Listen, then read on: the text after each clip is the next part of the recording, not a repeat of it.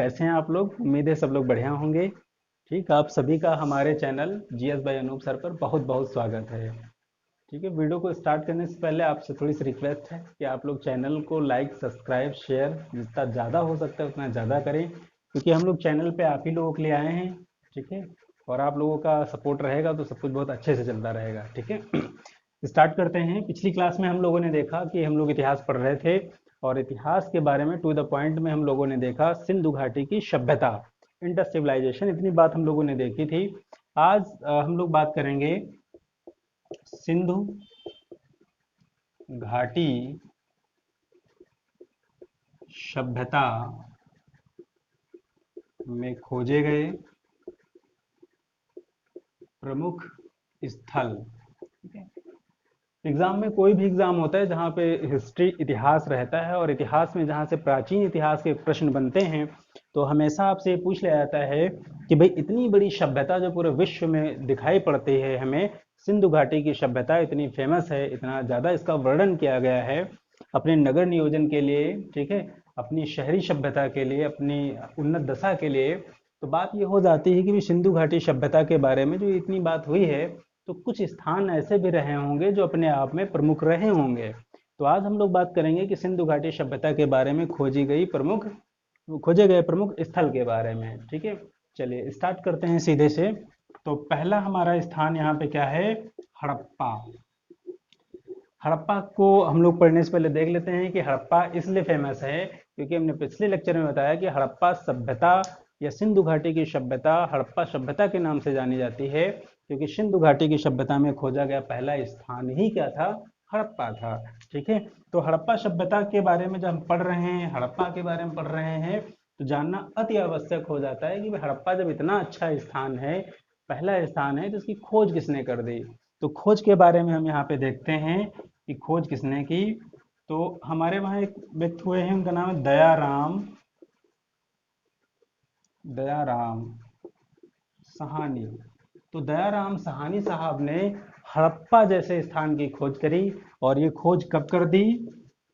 1921 में। हड़प्पा सभ्यता की खोज दयाराम सहानी साहब ने करी, और कब कर दी? ठीक है, तो 1921 में खोज कर दी है। और 1921 की बात अगर हम करें आगे, कि 1921 में खोज कर दी है, और ये किस नदी किनारे है? ठीक है, तो हड़प्पा जो हमारा शहर है, हड़प्पा जो हमारा स्थल है, ये हमारा किस नदी किनारे है? रावी नदी किनारे है।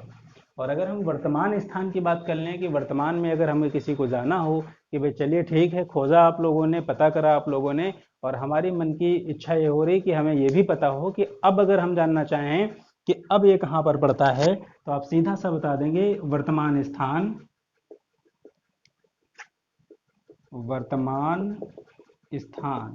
तो वर्तमान स्थान ये आपका एग्जैक्ट जो पड़ता है वो कहाँ पे पड़ेगा? आपका पाकिस्तान में। भारत का जो पड़ोसी देश है पाकिस्तान, तो पाकिस्तान में आपका ये स्थान दिखाई पड़ता है। तो बिल्कुल सिंपल सा है कि सिंधु घाटी सभ्यता में खोजा गया पहला स्थल, पहला स्थान कौन है? हमारा हड़प्पा है। इसकी खोज किसने करी है? दयाराम साहनी साहब ने कर दी है। कब करी है? 1921 में की है। उसके बाद में किस नदी किनारे बसा है? रावी नदी किनारे बसा है। वर्तमान में अगर हम जानना चाहें कहाँ पे है, तो पाकिस्तान में है। ये छोटी सी इसकी डिटेल हो गई, आप इसको देख लेंगे। आगे आप क्या देखेंगे कि सिंधु घाटी की जो सभ्यता है उसमें जो हड़प्पा सभ्यता है, और हड़प्पा सभ्यता में जो पहला स्थान है हड़प्पा, तो ये क्यों फेमस था? यहाँ पे बहुत सारी चीज़ें पाई गई, कोई एक चीज़ नहीं पाई गई, लेकिन उसमें एक आध चीज़ें ऐसी हैं जो बहुत इंपॉर्टेंट हैं और एग्जाम में वो हमेशा पूछी जाती हैं। तो पहला आप देखेंगे कि सिंधु घाटी की सभ्यता में हड़प्पा जो शहर है, यहाँ पे होता क्या था कि पीतल की इक्का गाड़ी पाई जाती थी। जैसे आज आप ग्रामीण परिवेश में जाएंगे, गाँवों में जाएंगे, जो शहरों से थोड़ा अनटच हैं, थोड़ा सा दूर हैं, जो दूर दराज के गांव हैं, वहाँ पे आज भी आपको दिखाई पड़ेगा बैलगाड़ी। बैलगाड़ी का मतलब ये होता है कि एक ऐसी गाड़ी जिसको चलाने में हमें दो बैलों की या एक बैल की ज़रूरत पड़ती है। तो जहाँ पे दो बैल होते हैं उसको बैलगाड़ी ही बोलते हैं, जहाँ पे एक होता है उसको इक्का गाड़ी बोलते हैं, या एक जिसको एक सर्वाइव करता है। जैसे घोड़े भी चलाते हैं, या कहीं कहीं पे भैंसे का भी प्रयोग करते हैं। ठीक है, तो या फिर जैसे आप राजस्थान के इलाकों में जाएंगे तो वहां पर देखेंगे ऊंट का प्रयोग किया जाता है, ठीक है। तो यहाँ पे पीतल की इक्का गाड़ी पाई गई, और वर्तमान में जो हम लोग गाँवों में पाई जाती है वो जो गाड़ी होती है वो लकड़ी की बनी होती है। लकड़ी होता है, थोड़ा बहुत लोहा लगा हुआ होता है, ठीक है। तो पीतल की इक्का गाड़ी पाएगी, पहली विशेषता आप हड़प्पा में ये जानेंगे। दूसरा क्या होता है कि हड़प्पा में उस समय में यदि कोई किसी भी व्यक्ति की मृत्यु हो जाती थी किसी भी कारण से, तो जितनी भी चीजें उसके साथ वाली होती थी, जैसा वो जो भी चीजें पहनता है या जो चीजें उपयोग करता था, चाहे वो आभूषण की बात कर लें, जो सारे के सारे उसके कपड़े, सभी उसके आभूषण, चाहे वो महंगे हों या जैसे भी हों, वो सभी उसके साथ ही क्या कर दिए जाते थे, विदा कर दिए जाते थे। तो दो चीजें आप देखेंगे कि पीतल की इक्का गाड़ी हमें कहाँ दिखाई पड़ रही है, हड़प्पा में दिखाई दे रही है। दूसरा कि शव के साथ उसके आभूषण कहाँ पे रखे जा रहे हैं, साथ साथ में विदा किए जा रहे हैं, तो वो भी आप कहाँ देखेंगे, हड़प्पा में आपको दिखाई पड़ रहे हैं, ठीक। तीसरा चीज आप देखेंगे कि यहाँ पे बड़े बड़े चबूतरे पाए गए। और चबूतरे किस प्रकार के चबूतरे, ऐसे चबूतरे जहाँ पे अनाज को कूटा जाता था। अनाज को कूटने का मतलब ये है कि जैसे आज आप चक्कियां देखते हैं, ठीक है, अगर आपको गेहूं पिसवाना है तो आप चक्कियों पे जाएंगे, धान के लिए धान की भूसी निकाली जाती है, उसके लिए पालेसर, कुछ इस तरीके की चीजें व्यवस्थाएं हैं आज के जमाने में। ठीक वैसे ही यहाँ पे बड़े बड़े चबूतरे हुआ करते थे हड़प्पा में, हड़प्पा नामक स्थान में। और वहां पे ये बहुत सारे धान, बहुत सारे अनाज को क्या करता किया जाता था, कूटा जाता था, जो भी उनकी व्यवस्था रही थी उस समय। तो ये चीजें आप देखते हैं हड़प्पा के बारे में। लेकिन सबसे इंपॉर्टेंट चीज जो हड़प्पा के बारे में वो है, वो क्या चीज है, R37 कब्रिस्तान। फिर से सुन लीजिए, R37 कब्रिस्तान पाया गया।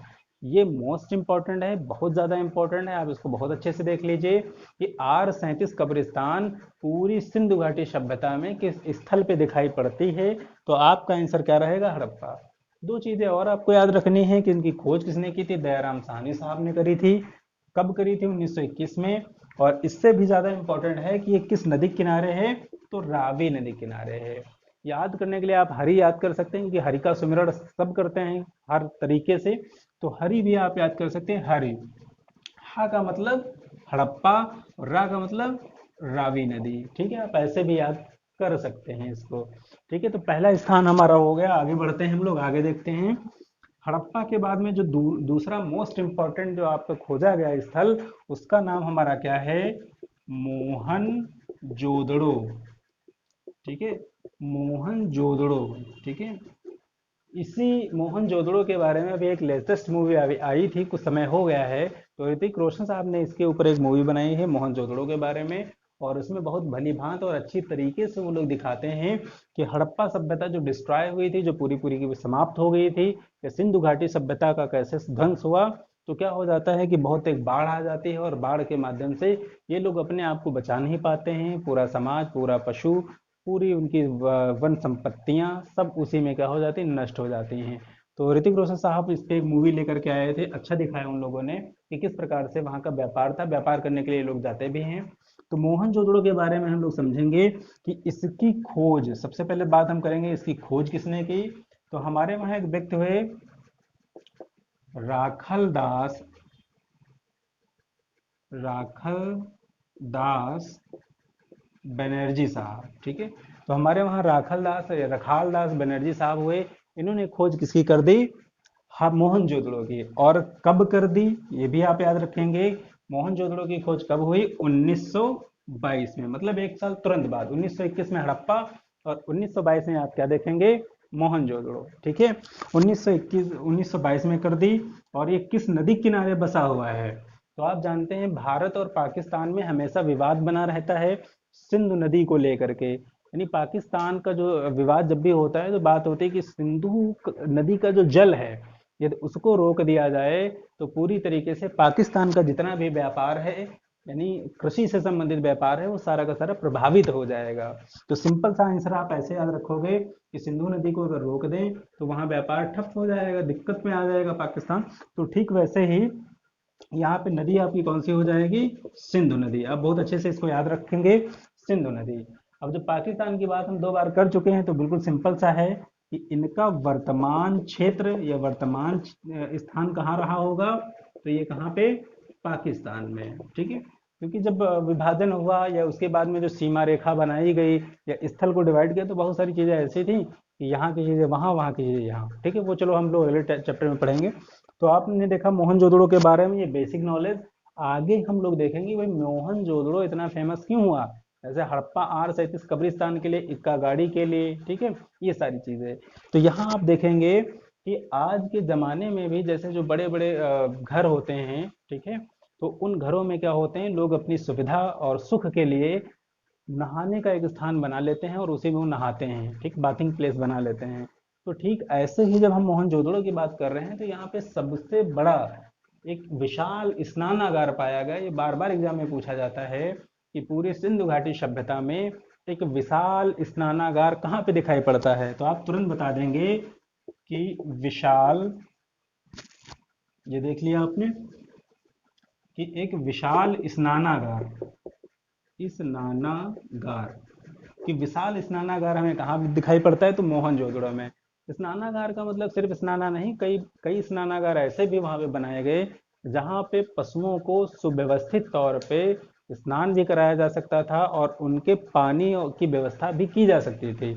या हम कह सकते हैं कि अचानक से कहीं आग लग जाए तो ऐसा नहीं कि हैंडपंप से हम लोग पानी निकाल रहे हैं। बहुत सारे ऐसे स्थान, जैसे वर्तमान में आप क्या देखते हैं, गाँवों में जब भी जाएंगे तो गाँवों में तालाब की खुदाई होती है सौंदर्यीकरण के तौर पे। तो उसके कई सारे फायदे होते हैं, ठीक है, कि पानी, एक तो पानी पानी के लिए जो हम लोगों का वाटर लेवल है उसको ग्रो अप करने के लिए। दूसरा हमारा क्या हो जाता है कि जैसे वनस्पतियों को बेहतर करने के लिए, पानी सुख सुविधाओं के लिए, ऐसे। तो पहला तो हमारा यहाँ पे क्या पाया जाता है, विशाल स्नानागार। और ये बड़ी सोचनीय बात है और बहुत गंभीर बात है कि आज इतना हम उन्नत साली हो गए हैं, इतना उन्नति कर ली है, उसके बावजूद भी हम बहुत सारी चीज़ें अच्छी नहीं कर पा रहे हैं। और इन लोगों ने विशाल स्नानागार बना दिए, और उससे भी इंपॉर्टेंट चीज़ क्या बना दिया, विशाल अन्नागार। विशाल अन्नागार का मतलब ये होता है कि इन लोगों ने ऐसे स्थान बना दिए कि जितना भी किसान होता है, कृषक होता है, उनकी जो फसलें होती हैं वो किसी तरीके से बर्बाद ना होने पाए, वर्षा में या किसी और कारण से खराब ना होने पाए। जैसे वर्तमान में जोड़ करके देखें तो किसान अपनी फसलों को बचाने के लिए मोस्टली आलू, तो उनको कहाँ पे रखवा देता है, कोल्ड स्टोर में रखवा देता है कि उनकी फसलें किसी भी प्रकार से खराब ना होने पाए। ठीक वैसे ही इन लोगों ने ज़्यादा सोचा, अच्छा सोचा, और विशाल स्नानागार बनाए, विशाल अन्नागार बनाए, यानी अनाज को रखने की सुख सुविधाएं इन लोगों ने व्यवस्थित कर दें। इन दोनों से भी जो इम्पोर्टेंट क्वेश्चन बन जाता है, वो इससे भी ज़्यादा इम्पोर्टेंट है, वो आपसे पूछा जाता है, ये है कि मोहनजोदड़ो का अर्थ क्या होता है। तो मोहनजोदड़ो का अर्थ होता है मृतकों का टीला, ठीक है। मृतकों का टीला, आप ऐसे देखेंगे, मृतकों का टीला, आप ऐसे देखेंगे कि मोहनजोदड़ो का अर्थ क्या हो जाता है हमारा, मृतकों का टीला। तो ये आप लोगों ने दो स्थान देख लिए जो बहुत फेमस हैं, एक तो हड़प्पा हो गया, दूसरा मोहनजोदड़ो हो गया। इनकी खोज किसने की, कब की, कहाँ है ये स्थान, ये चीजें हम लोगों ने देख ली, ठीक है। आगे हम लोग पढ़ते हैं। आगे अगला स्थान हम लोग देखते हैं। अगले स्थान का हमारा नाम क्या है, लोथल, ठीक है। किसने खोज करी थी, ये बहुत कम पूछा जाता है, कोई इंपॉर्टेंट ज्यादा है नहीं, बस ये पूछा जाता है, ये बहुत इंपॉर्टेंट है कि ये किस नदी के किनारे बसा हुआ है। तो ये बहुत इंपॉर्टेंट है। लोथल हमारा कहाँ पड़ता है, राजस्थान। स्थान की अगर हम बात कर लें तो लोथल हमारा कहाँ पड़ता है, राजस्थान में। लोथल, सॉरी, लोथल हमारा कहाँ पड़ता है, गुजरात में। और लोथल किस नदी किनारे है, ये बहुत इंपॉर्टेंट है। तो लोथल हमारा भोगवा नदी किनारे है। लोथल किस नदी किनारे है हमारा, भोगवा नदी किनारे है। और यहाँ से जो मोस्ट इंपॉर्टेंट चीज़ है, वो इंपॉर्टेंट चीज़ ये है, आप याद रखिएगा कि लोथल एकमात्र ऐसा स्थान है कि जो पत्तन नगर था। पत्तन नगर का मतलब सीधा सा ये समझ लीजिए कि बंदरगाह। जैसे आज बंदरगाह, जैसे आज आप पढ़ते हैं कि एन्नौर बंदरगाह है, ठीक है, और तूतीकोरिन बंदरगाह है, ठीक है, मुंबई बंदरगाह है, मद्रास बंदरगाह, ऐसे बहुत सारे बंदरगाहों के बारे में आप पढ़ते हैं कि जहां विदेशों से बहुत ज़्यादा मात्रा में आयात और निर्यात होता है, ठीक है, शिप के माध्यम से, जहाज़ों के माध्यम से। तो ऐसे ही ये नगर, ये घाटी, ये सभ्यता इतनी ज़्यादा उन्नत थी कि यहाँ पे उस समय में भी एक उन्नत दशा में बंदरगाह पाया गया, पत्तन नगर पाया गया। और वो किस नगर में, लोथल में। लोथल बसा किस नदी किनारे है, तो आप बताएंगे भोगवा नदी किनारे। मोस्ट इंपॉर्टेंट है यहाँ से कई बार पूछा गया है कि सिंधु घाटी सभ्यता में एकमात्र ऐसा स्थान जहाँ पत्तन नगर था, तो पत्तन का मतलब होता है बंदरगाह, तो आपका आंसर क्या हो जाएगा, लोथल। ठीक है, चलिए ये भी हमारा कंप्लीट हो गया। आगे हम देखते हैं अगला स्थान सुरकोटदा। सिर्फ वही आपको टू द पॉइंट पढ़ाया जा रहा है जो सीधा पेपर में आपको मिलने वाला है। ठीक, सुरकोटदा, तो सुरकोटदा के बारे में समझ लीजिए, ये स्थान और इसके बारे में नहीं पूछते हैं, ये किस लिए पूछा जाता है ये आप समझ लीजिए। सुरकोटदा से जब भी प्रश्न पूछा गया तो सिर्फ ये पूछा गया है कि सुरकोटदा किस लिए फेमस था, तो आप याद रखेंगे कि सुरकोटदा में काहे के साक्ष्य पाए गए हैं, घोड़े के साक्ष्य। मोस्ट इंपॉर्टेंट है, बहुत बहुत ज्यादा महत्वपूर्ण बात यह है कि सिंधु घाटी सभ्यता इंडस सिविलाइजेशन में घोड़े के साक्ष्य कहां से पाए गए हैं, तो आंसर आपका क्या रहेगा, सुरकोटदा। ठीक है, जैसे भारत में हमेशा घोड़ों के ऊपर ध्यान दिया गया है, और बहुत इंपॉर्टेंट चीज हो जाती है, जैसे हम बात करें विश्व विजेता का, जो जिसने ख्वाब देखा, दुनिया को जीतने का ख्वाब देखा, उस व्यक्ति का नाम क्या था, सिकंदर। और सिकंदर का भी घोड़ा फेमस था, उस घोड़े का नाम क्या है, बुकाफेला। बुकाफेला। आगे हम बात कर लेते हैं भारत के अतीत में, भारत के गौरव। ठीक है, आदरणीय महाराणा प्रताप साहब, महाराणा प्रताप जी का भी घोड़ा, उसका नाम आप क्या देखेंगे, चेतक। ठीक, या फिर और आगे हम जाकर के देखेंगे तो वहां पर जब देखेंगे आप विजयनगर साम्राज्य, तो विजयनगर साम्राज्य में जब आप पढ़ेंगे तो आप देखेंगे कृष्णदेवराय पुर्तगालियों से या अन्य लोगों से, बहुत सारे लोगों से, इधर उधर से, जो निकटवर्ती राज्य होते थे उनसे वो किसका व्यापार कर देते थे, घोड़ों का लेन देन। आगे जब हम और आगे जाएंगे तो 712 में जब भारत में आता है कौन, मोहम्मद बिन कासिम, और मोहम्मद बिन कासिम ने भी क्या किया था, घोड़ों का व्यापार करवाया था भारत में। ठीक है, और माना जाता है कि अरबी जो घोड़े होते हैं वो बहुत ही ज्यादा क्या होते हैं, बेहतर घोड़े होते हैं। तो सुरकोटदा से हमें किसके साक्ष्य मिलते हैं, घोड़े के साक्ष्य। एकमात्र क्वेश्चन जो यहाँ से बनता है वो आपका करा दिया गया है कि सुरकोटदा से हमें क्या मिलता है, तो घोड़े के साक्ष्य। ठीक है, अगला स्थान हम लोग देख लेते हैं।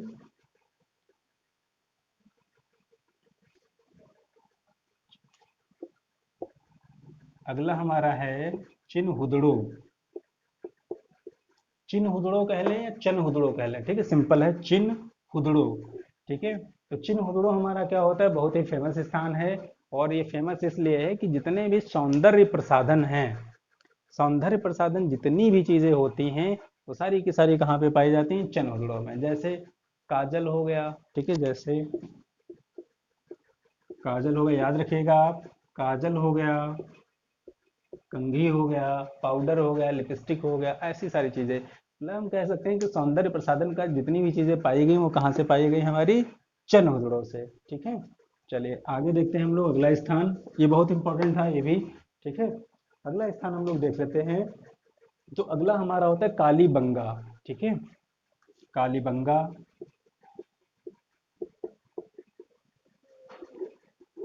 कालीबंगा, तो कालीबंगा हमारा किस नदी किनारे है, कालीबंगा हमारा घग्गर नदी किनारे है, आप याद रखिएगा, पूछा नहीं जाता है, पूछा दूसरा जाता है।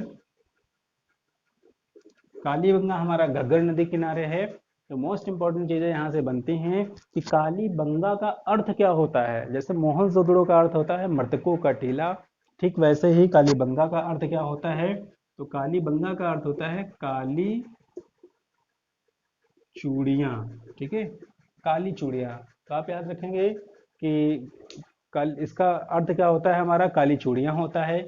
आगे आप क्या देखेंगे कि यहाँ से दो चीज़ें आपकी बहुत फेमस रहीं, वो क्या चीज़ें रहीं कि कालीबंगा से जो शल्य चिकित्सा है, ठीक है, जो भारत की शल्य चिकित्सा, वही शल्य चिकित्सा जो है वो पाई गई। ठीक है, सबसे प्राचीनतम साक्ष्य जो शल्य चिकित्सक हैं वो कहाँ से पाए जा रहे हैं, कालीबंगा। शल्य चिकित्सक मतलब जैसे हम लोग कह सकते हैं ऑपरेशन टाइम में, जैसे आज के ज़माने में बड़े बड़े ऑपरेशन किए जाते हैं शरीर के मेडिकल लाइन में, ठीक वैसे ही शल्य चिकित्सा के प्राचीन साक्ष्य हमें कहाँ से मिलने, कालीबंगा से। और कालीबंगा का पर्टिकुलर अर्थ क्या होता है, तो कालीबंगा का पर्टिकुलर अर्थ क्या होता है, काली चूड़ियाँ होता है। ठीक है, आगे यहाँ से एक चीज और पाई गई जो मोस्ट इंपॉर्टेंट है, वो यहाँ पे क्या हो जाता है कि भूकंप, भूकंप के प्रथम साक्ष्य पाए गए। ठीक है, तो अर्थ क्यों होता है, आप पढ़ते हैं कि रिएक्टर स्केल पे उसको हम मापते हैं। ठीक है, तो ये इसकी भी खोज हमें कहाँ पे दिखाई पड़ती है, कालीबंगा से। तो बहुत इंपॉर्टेंट चीज है कि भूकंप जैसी चीज़ों के बारे में जानकारी हमें कहाँ से हो रही है, कालीबंगा से हो रही है। ठीक है, तो ये चीज़ें हम लोगों ने देख ली, खास खास चीज़ें जो हमारी आती हैं प्राचीन इतिहास से, जो प्रमुख रूप से खोजे गए स्थल हैं। ठीक है, तो ये जितना भी हमारा प्राचीन इतिहास में है, पुरापाषाण काल, नवपाषाण काल, मध्यपाषाण काल, और उसके बाद में हम लोगों ने देखा सिंधु घाटी सभ्यता कैसे उत्पन्न थी, कैसी वो सक्सेस थी, उसके बाद में बाढ़ के माध्यम से वो कैसे समाप्त हो गई, और सिंधु घाटी के बारे में खोजे गए प्रमुख स्थल। ठीक है, ये मेन मेन थे, जहाँ जैसे मोहनजोदड़ो हो गया, हड़प्पा हो गया, लोथल हो गया, चिन्होदड़ो हो गया, है ना, कालीबंगा हो गया, ये सारी चीज़ें हम लोगों ने देख ली हैं। आगे हम लोग जैसे ही अगला लेक्चर हम लोगों का होगा, अच्छे से देखेंगे हम लोग वैदिक सभ्यता के बारे में और उत्तर वैदिक सभ्यता के बारे में। ठीक है, तो मिलते हैं नेक्स्ट क्लास में। ठीक है, तब तक की थैंक यू सो मच।